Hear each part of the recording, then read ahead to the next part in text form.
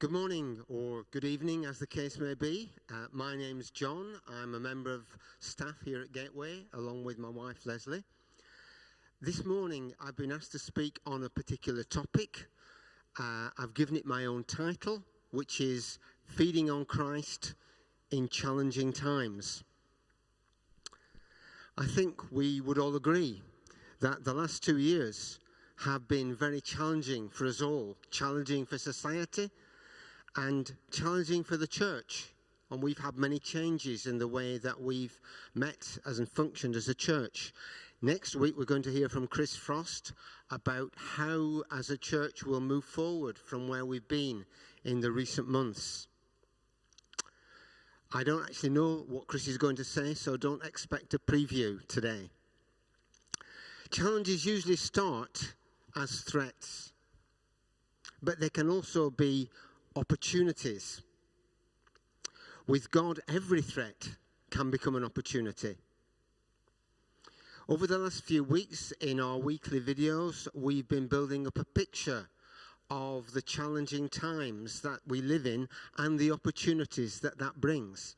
And I'm going to give a personal takeaway from each week, which will hopefully focus on the positives that are coming our way. So 3 weeks ago, the first topic, Sam's spoke to us, and my takeaway was this: focus on God's unshakable kingdom. COVID has affected us as families, in our work, in our society, in our economy, and in the church. It's been, for many of us, a very difficult time. It's been a time of shaking of what we were previously used to and comfortable in. And shaking is not really not really pleasant, but it can be a positive thing. Hebrews 12 tells us that God is shaking everything, so that what is left will be unshakable. And what will be left is his unshakable kingdom. Shaking exposes where we put our trust in things other than God, in our circumstances, in our friends, in our routines. It means some things fall away. But that is so that we can put our trust more fully in God, who never fails us. We hope we're coming out of COVID. There are plenty of signs of that. But there are also plenty of other shakings going on in the world at present. And so it's unlikely that life is going to suddenly get wonderfully better for us. It's understandable that we want to get back to what we knew and enjoyed. But actually, if we just want to get back to where we were, we're likely to be disappointed. There's actually a much more positive way that we can face the shaking, and that is to seek God's unshakable kingdom, even while the shaking is going on. And I came across a wonderful example recently.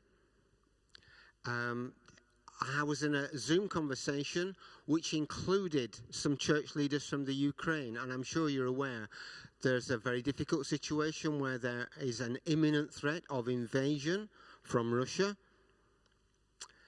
What was remarkable was this. In the Ukraine, Christ Central has 14 churches. Most of those were in the east, where there's been a war zone for the last 8 years. Many of them had to leave their homes and go to other parts of the country because of the war. And yet, as they went, they planted fresh churches. They didn't just stay in woe is me and how much I've lost, but they used this as an opportunity for God's kingdom. And even now, faced with the threats that are around, they were sober, they were realistic, but they were talking mainly about how can we reach the people in these times? How can we reach the many international students who are still around in Kiev and other cities?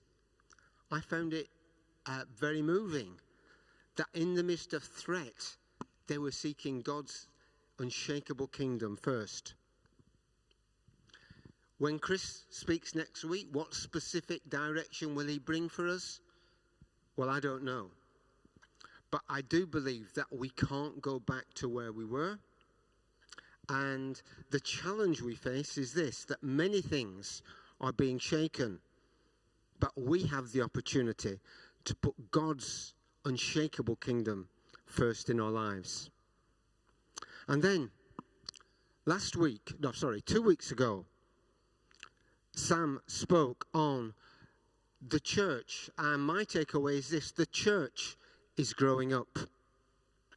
Sam spoke about the church as a family where everybody belongs, even the children, where we are brothers and sisters together with that closeness that we have in a family. Even though we don't always get on easily with everybody in the family, we are brothers and sisters. And he especially emphasized the part children have to play and the special love that Jesus had for children. He also spoke about us being a body in which everyone has a part to play, different parts, different roles, but everybody's part is important. And that's what we've been trying to work out over the last few months in our clusters on Sunday mornings. We've put a much greater emphasis on being family together, on everybody having a part to play, on our children being a central part of what we're doing. And that hasn't always been easy. Some of it has been new ground for us. No doubt on the way through we've made some mistakes, we've not got everything right. But we have been heading in a biblical direction. So what will Chris bring to us as direction next week? I don't know. But I do believe we must hold on to what we've been learning during these last few months, which takes us in the biblical direction of the growth of the church. And the challenge to us from this is that indeed the way we are functioning is changing, and I guess will continue to change. But through all this, we have an opportunity to grow up together into Christ. Then last week, Chris spoke to us. And my takeaway from this was, we can do more than we think. Chris spoke to us from a passage in 2 Corinthians chapter 8, verses 1 to 5. And this is about a bunch of Christians in Macedonia who were faced with a need in another area. And they themselves were very, very poor. But out of their great poverty, they gave very generously, far beyond what they thought they were able to do or what anybody else thought they were able to do.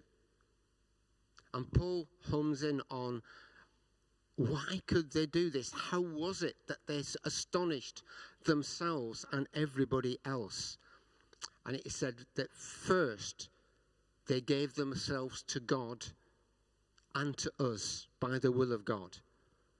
That the attitude here that enabled this amazing generosity was first they gave themselves to God. And in these days, I believe God is calling us afresh to give ourselves to Him. But they also gave themselves to Paul and their leaders. They recognized there's a leadership that is necessary, and they gave themselves to trust and to follow the leadership they were given. What direction will Chris bring for us next week? I don't know. But I do believe we can trust God. And whatever is coming, we can give ourselves to Him. And we can give ourselves to our leaders and trust them. That's a biblical way. The challenge to us, of course, is this, that we will face probably some unfamiliar ways. But we have the opportunity through that for much greater impact, much greater fruitfulness. Far more than we currently have experienced, perhaps far more than we could believe we could possibly be. We can do more than we think. And putting all these together, I'm reminded of Gateway's vision statement, which I'll read, because I can't remember it. We exist to love Jesus and love people, by knowing him and making him known, God is growing us into a large, all sorts family from across Leeds that impacts Woodhouse, the city, and the world. Come and join the adventure. And it's that last phrase that I want to concentrate on. Come and join the adventure. I believe God is calling us to a new adventure. The thing about adventures, though, is that unless you're going on some kind of artificial adventure holiday where it seems adventurous, but it's really actually quite safe, then adventures are usually not fun at the time. Or to start off with, that's what makes them an adventure. I remember when Leslie and I lived in China for 10 years, and quite early on we went to visit an orphanage that was in the mountains, a very remote area, 4 miles from the nearest city. To get there, you had to go on a rather rickety bus on winding roads. And on the way back, the road was blocked by a landslide. Now, there had been landslides there regularly. The road had only just been repaired from the last one. And people had been killed or seriously injured there, and the rocks were coming down again and blocking the road. And the bus stopped. All the Chinese people on the bus got off. Some of them set off to walk across country to a nearby village. It was getting dark. It was November. It was cold. We didn't know what to do. We prayed. We called our friends. Remarkably, we had some signal. We called our friends who were in a meeting then back in the city, asked them to pray. What do we do? And then a bus, amazingly, we don't know how, somehow a bus had turned round and came back in our direction. It was going back to the city, or to the town rather, where the orphanage was.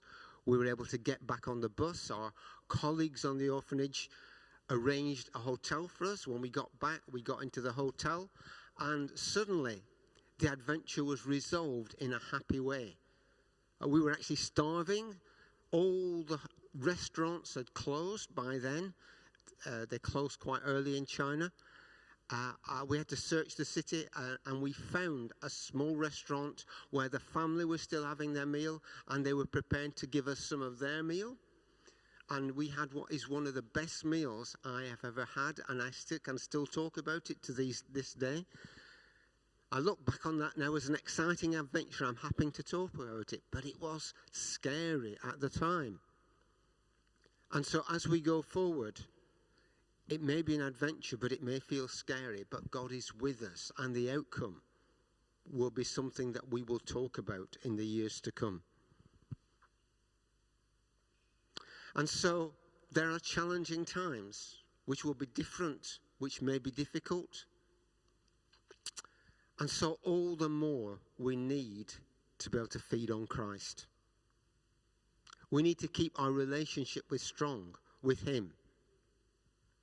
And yet the shaking that's gone on the last few months has also shook many of the ways that we were used to feeding on Christ.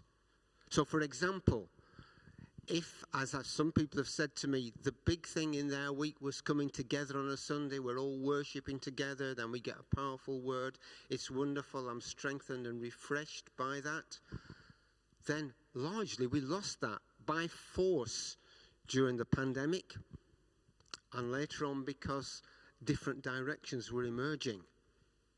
But that is not the only way we can feed on the Lord, wonderful though it is. So here I want to just quickly pick on 3 ways in which we can continue to feed on Christ, even in challenging, new and unusual circumstances. And the way I'm going to do this is just to focus quickly on 3 verses. The first verse is in Matthew chapter 4, verse 4. Man shall not live by bread alone, but by every word that comes from the mouth of God. And you're probably aware, Jesus quoted this from the Old Testament after 40 days of going hungry, fasting in the wilderness, being tempted by Satan. And he used this verse to resist the temptation. Now, food is essential. Actually, Jesus was very hungry at that time, and we ourselves are probably used to being very hungry. And if you're hungry, you will go to any length to get food. But we need not just food.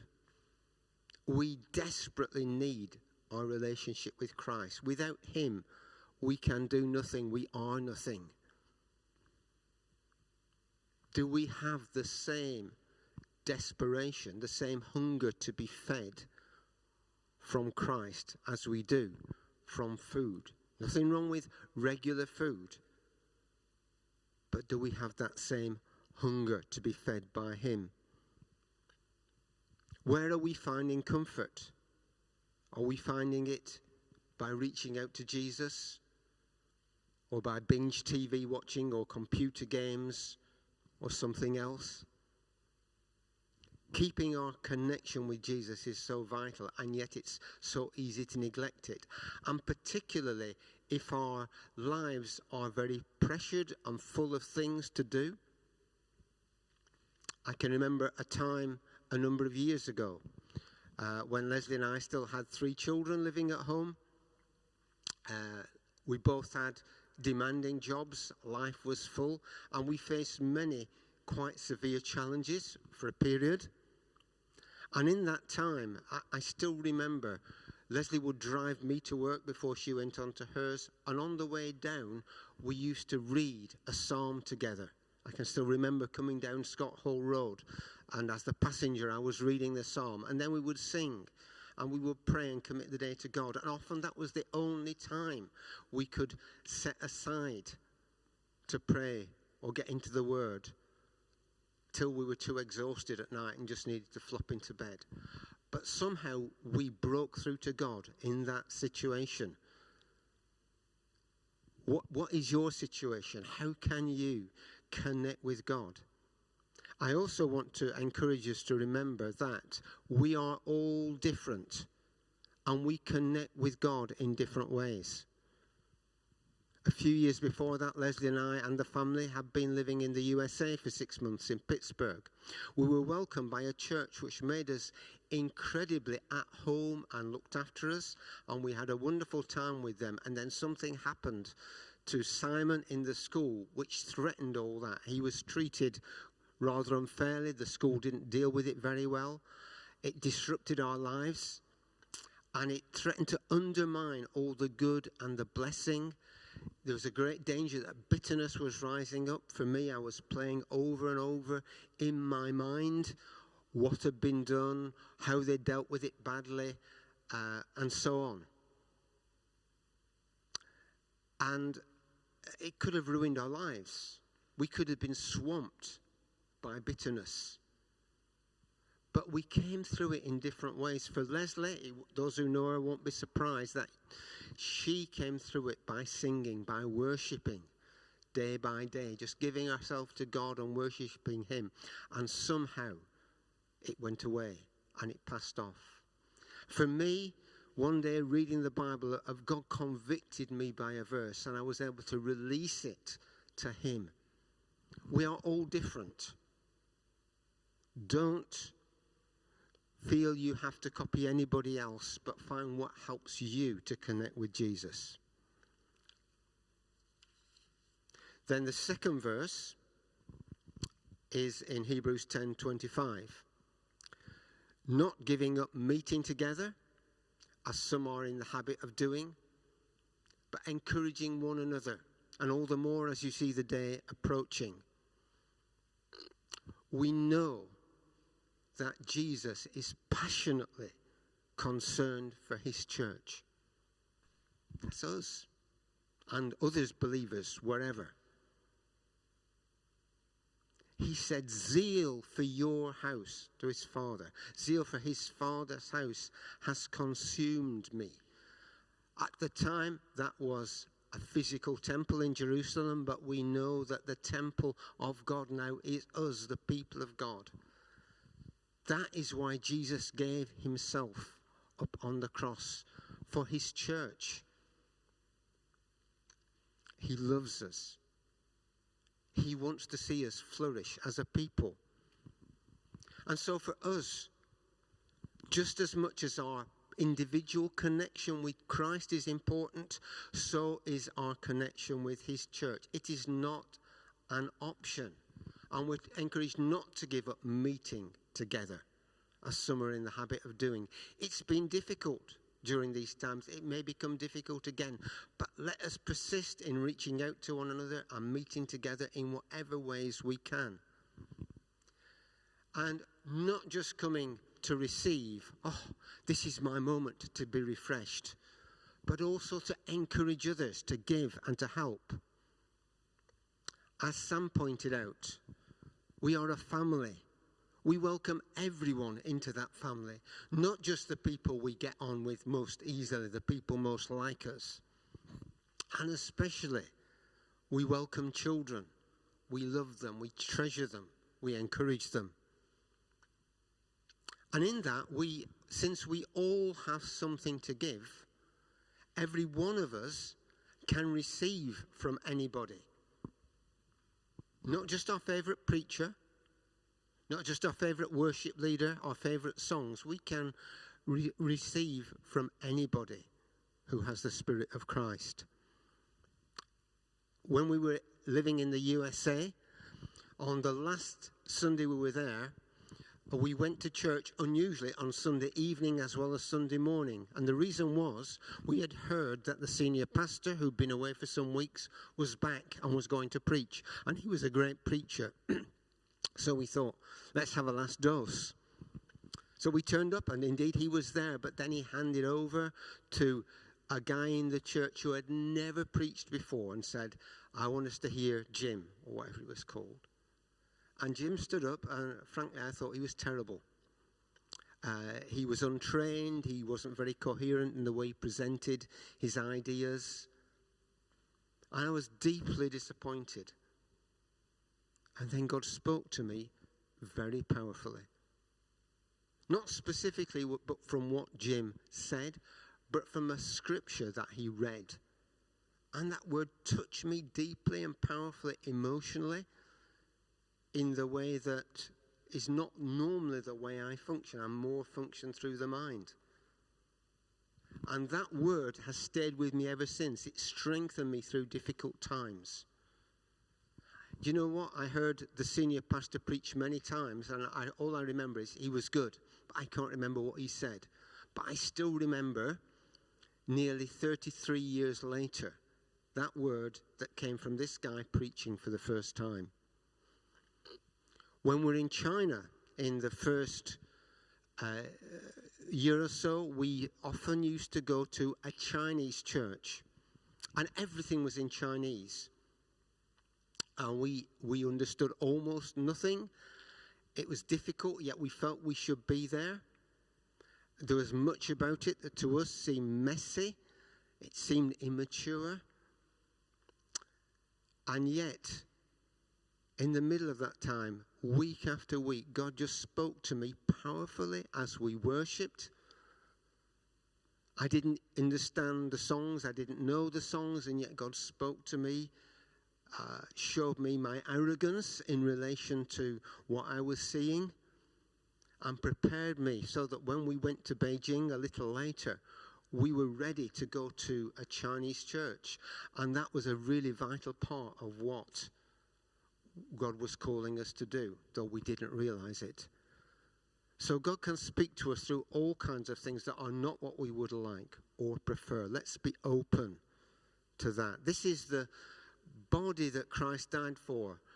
It's the body that needs to emerge and be seen to be the light of the world. So let us give ourselves to this family, this particular local church we're part of. Let us give ourselves to encouraging and helping it and feeding it. As we do that, we will be fed ourselves. And then finally, the last verse is John 6:34. My food is to do the will of him who sent me and to finish his work. The context there is again that Jesus was hungry, been on a long journey.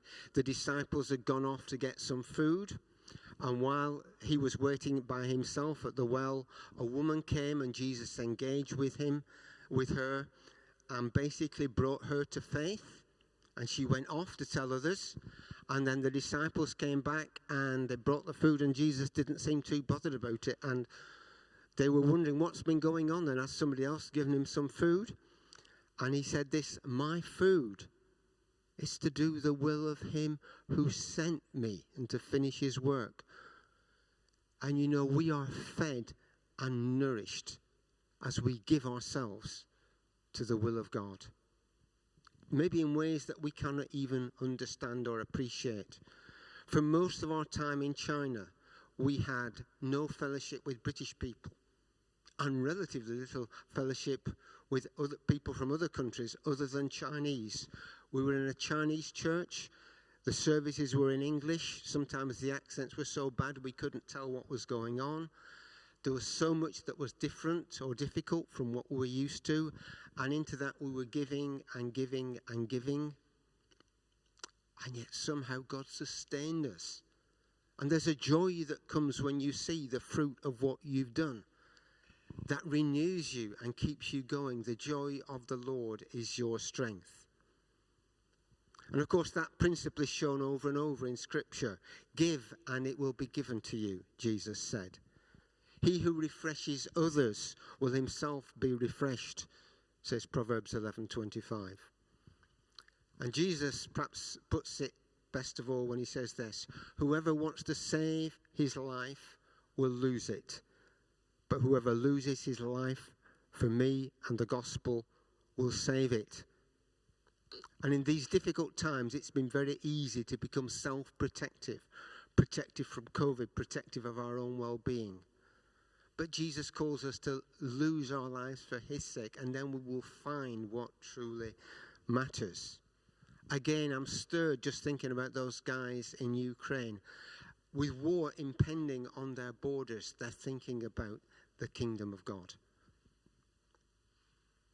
So let's give ourselves to the will of God, to see his kingdom come, to see the church grow, to see much fruit coming, of people coming to Christ, and we ourselves will be fed by God as we do that. So I just want to finish now with some questions. I realize in life groups we may not be dealing with this week because we've got Powerhouse, and it may be if some people will be just watching and listening on their own. But in case anybody wants to follow this up, 3 questions. First, to discuss or just think about how can you keep yourself connected to Christ in your personal situation, whatever your particular challenges and pressures are, whatever your particular personality is. The second is read 2 Corinthians 8, verses 1 to 5, and think about it. And then if you're in a group, share what you've learnt. And as you do that, expect that God will encourage you through others, but also that what you share will help others. And finally, pray. Together or on your own, pray that God will give us all, will help us all to give ourselves to his work in whatever situation we individually find ourselves in. So God bless us, and next Sunday when we're together, let us come expectant for God to show us the way he's leading us and to respond wholeheartedly to that. Amen.